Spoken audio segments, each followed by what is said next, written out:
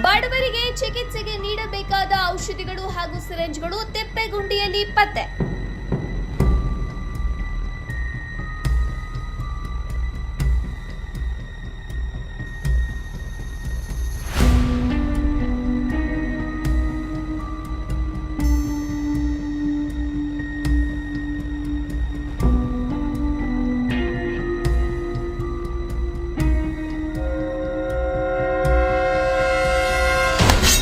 ಅವಧಿ ಮುಗಿಯದಿದ್ದರೂ ಔಷಧಿಗಳು ರಸ್ತೆ ಬದಿ ಬಿಸಾಡಿದ್ದು ಯಾರು, ಯಾಕೆ?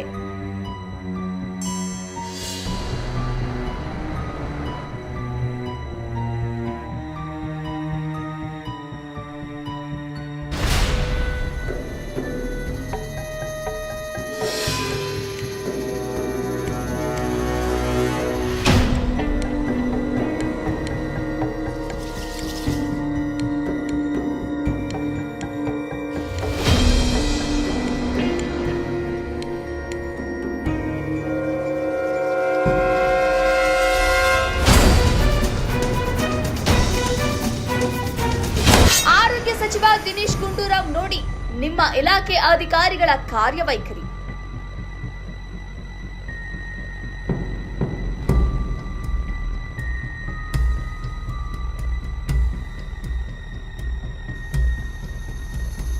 ರಾಯಚೂರಿನ ಎಲ್ಬಿಎಸ್ ನಗರದ ಸ್ಮಶಾನ ಜಾಗದ ತಿಪ್ಪೆಯಲ್ಲಿ ಕರ್ನಾಟಕ ಆರೋಗ್ಯ ಇಲಾಖೆಯ ಮುದ್ರೆ ಇರುವ ಔಷಧಿಗಳು ಅವಧಿ ಮುಗಿಯದಿದ್ದರೂ ಬಿಸಾಡಿದ್ದಾರೆ.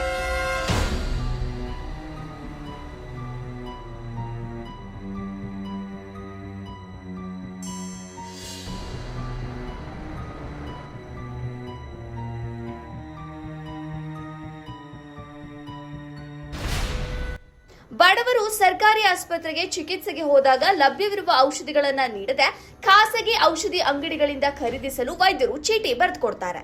ತಮ್ಮ ಸ್ವಾರ್ಥ ಹಾಗೂ ಲಾಭಕ್ಕಾಗಿ ಸರ್ಕಾರ ಬಡವರಿಗೆ ನೀಡಿರುವ ಲಭ್ಯವಿರುವ ಔಷಧಿಗಳನ್ನು ಅವಧಿಗೂ ಮುನ್ನವೇ ಬೀದಿಗೆ ಬಿಸಾಕಿದ್ದು ಯಾವ ಪುರುಷಾರ್ಥಕ್ಕಾಗಿ ಎಂಬುದು ಸರ್ಕಾರದಿಂದ ತನಿಖೆಯಾಗಬೇಕಾದ್ದು.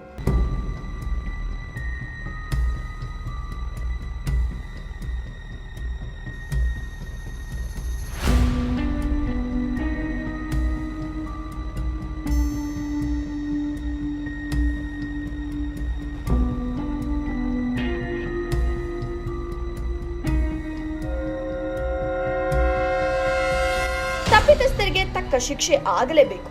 ಈ ಔಷಧಿಯ ಗುಣಮಟ್ಟ ಸರಿ ಇದೆಯಾ ಇಲ್ವಾ ಎಂಬುದು ತನಿಖೆ ಆಗಬೇಕಾಗಿದೆ.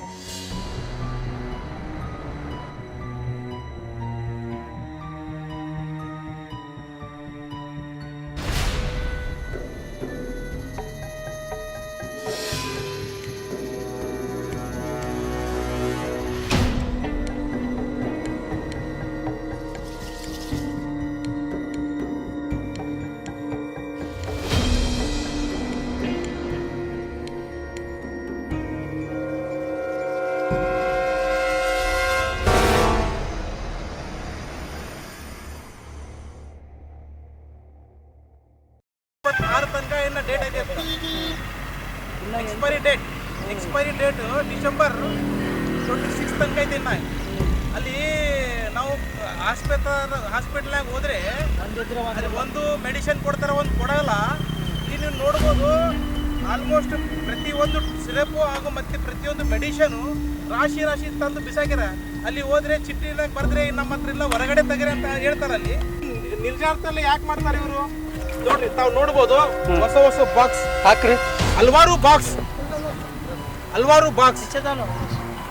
ಬಾಕ್ಸ್ಗಳು ಇಲ್ಲಿ ತಾವು ನೋಡ್ಬೋದು. ಸಿರೇಂಜು ಹಾಗೂ ಮೆಡಿಷನು, ಟ್ಯೂಬು ರಾಶಿ ಗಟ್ಟಲೆ ಬಿಸಾಕಿದ್ದಾರೆ. ಮನುಷ್ಯ ಇಲ್ಲಿ ನೋಡ್ರಿ ಏನದು ಗಾಯ ಆದ್ರೆ ಹಚ್ಚೋದು, ಇದು ಮೆಡಿಷನ್, ಇದು ಟ್ಯೂಬು.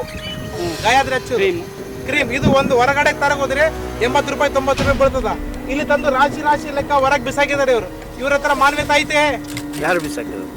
ಹಾಸ್ಪಿಟಲ್ ಅವ್ರು ಸರ್. ಯಾರು ಬಿಸಾಕಿದ್ರೆ ಅವ್ರ ಬಗ್ಗೆ ಸರಿಯಾಗಿ ತನಿಖೆ ಮಾಡಿ ಯಾರು ಇದು ಮಾಡಿದ್ರಲ್ಲ. ಮಕ್ಕಳಿಗೆ ನೀಡುವ ಸಿರಪ್, ಕೆಮ್ಮಿನ ಔಷಧಿ, ಇಂಜೆಕ್ಷನ್ ನೀಡುವ ಸಿರಿಂಜರ್ ಹಾಗೂ ವಿವಿಧ ಕಾಯಿಲೆಗಳಿಗೆ ಬಳಸುವ ಔಷಧಿಗಳನ್ನ ಬಾಕ್ಸ್ ಕೂಡ ಓಪನ್ ಮಾಡದೆ ಹಾಗೆಯೇ ರಸ್ತೆಯ ಪಕ್ಕದಲ್ಲಿರುವ ತಿಪ್ಪೆಗುಂಡಿಗೆ ಬಿಸಾಕಿದ್ದಾರೆ ದುರುಳರು. ನಮಗೆ ಈಗ ಇಷ್ಟೊಂದು ಯಾಕೆ ಕೊಡ್ತಾರೆ ಅಂದರೆ ಶಾರ್ಟೇಜ್ ಐತೆ. ಈಗ ಸದ್ಯದಲ್ಲಿ ಇಷ್ಟು ತಗೊಳ್ಳಿ, ಇವು ಮುಗಿದ ಮೇಲೆ ಇನ್ನೊಬ್ಬರೇ ಅಂತಾರ. ಇಲ್ಲಿ ನೋಡಿ ಈಗ ಇದು ಯಾರಿಗಿದು, ಇದು ಏನು ಇದ್ರ ಗತಿ ಏನು? ಇಷ್ಟಿಷ್ಟು ಕಾಸ್ಟ್ಲಿ ಮೆಡಿಸಿನ್ ಎಲ್ಲ ಇಲ್ಲಿ ತಂದು ಒಕ್ಕಟಾರ.